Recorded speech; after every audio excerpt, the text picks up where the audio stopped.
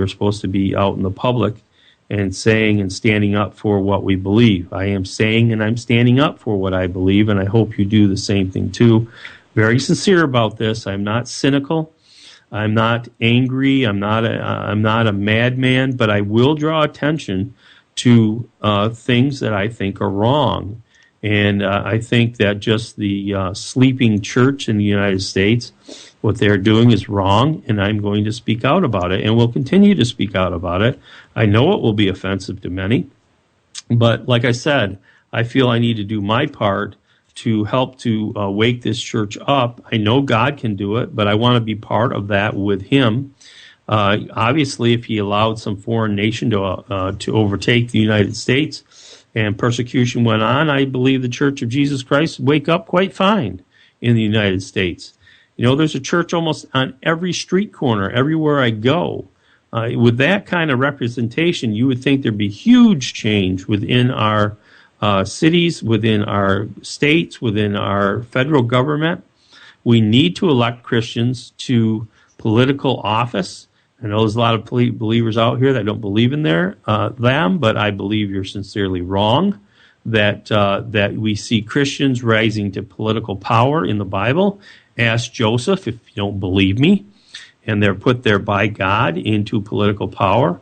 And King David and all these other kings that were good kings that were put into power. I believe that Christians should participate in the political arena. There are states where there are only 500 or 800 people who voted to elect congressmen and senators. Well, do you think we could find 500 to 800 Christians in those areas to vote and put in a Christian candidate? I think if you organized and you had the right people in place, that you could certainly do that. So, and because part of the problem that's hindering this is because the churches that are 501c3s can't speak out politically for fear of losing their 501c3 status. I challenge churches out there to speak out politically within their churches. I know that according to the IRS, you can't do so. But who you gonna please, the IRS or God? When the apostles were beaten for proclaiming the good news of Jesus Christ, they were strictly warned and charged not to speak about Jesus any longer. And they said, who should we obey, you or God? They said, we're going to obey God and do what He says to do. So I challenge you to do that out there today. And I challenge you to step out and walk out your faith in true action. Call your senators and congressmen. Tell them about this country in Africa, the Central African Republic. Let them know about them and what's going on there, and ask them to do something about them. And just don't call once. If they won't listen to you, call again and again and again. Call their staff, email them, and just keep at it. Don't give up. These are your brothers and sisters in Christ who are perishing, and you need to participate in this and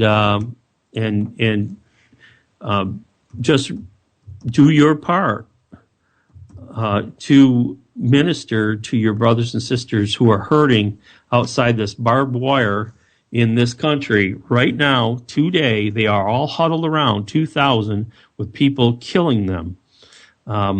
So I see there's just a couple minutes left in my show here today, and I just want to again challenge you and let you know that there is a God who is looking down here on earth, and He is powerful. He can do mighty things.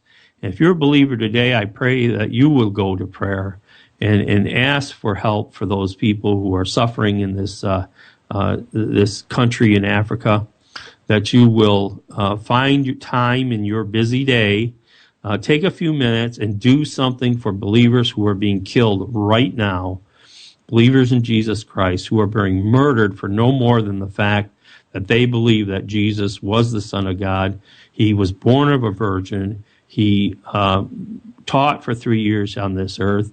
He was persecuted by his own people. He was hanged on a cross, and he rose the third day, and he is seated next to his Father in heaven. That's what they're dying for that belief. And I tell you, it's a good belief to die for, but if they don't have to die, I pray that you would take action, that they would not die, and that they would be kept safe and provided the basic needs that they have in their own lives. Well, the show is coming to an end. I end the show every time with saying, power of life and death is in the tongue. Choose life.